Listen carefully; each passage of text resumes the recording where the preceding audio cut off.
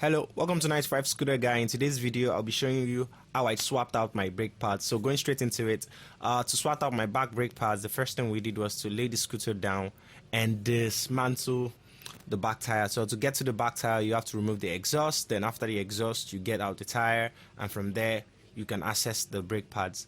Now, I was unable to get original brake pads, so I went with a generic one. And if you look at it, he has already installed it. Then after being safely installed, he put back the tire. I speeding up the spots because it took a quite number of times. So he just had to screw in the tire. And there's this hand movement I really liked. I like it when it there. It got the tire nice and tight. Then he installed the exhaust. I'm really sorry about my scooter. It has been raining here and it's really dirty, but it's all good. And I didn't want to wash it, so I wanted to bring it here, fix the brake, then give it a good wash after that. So that explains why it's so dirty. And I live in West Africa. What do you expect?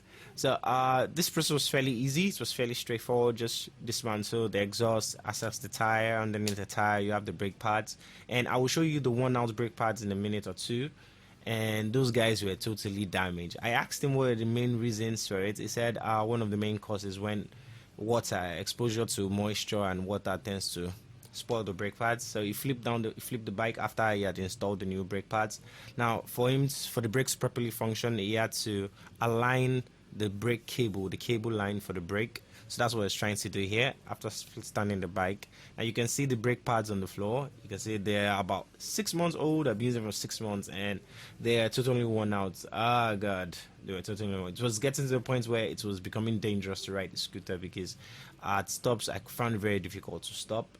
And he came back with some minor tools, I think a spanner and a screwdriver to loosen the lever there. And the lever is the one responsible for allowing, when you press the brake pad, for contrasting and for releasing the brake line. So the lever allows the clamps that you had installed previously to tighten to the tire and to release once you relieve the lever. And there he just adjusted it to try to clean it out because there was a lot of sand there. And he was trying to make sure they were properly in the right angle, was properly aligned so that the cable line will fit perfectly into it.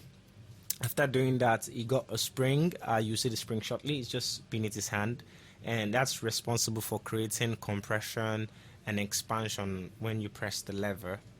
And that was one of the big major things that I mainly did. This is a very straightforward process. I would have done it myself, but I do not like fixing my brake lines for personal reasons, and I think the brake is the most important part of any vehicle, and I always try to give it to a professional. After this was done, all you just had to do was to bolt it in, and that was done. So for more videos on scooter repairs, scooter maintenance, kindly stick to the channel and see you in the next one. Till then, do be safe.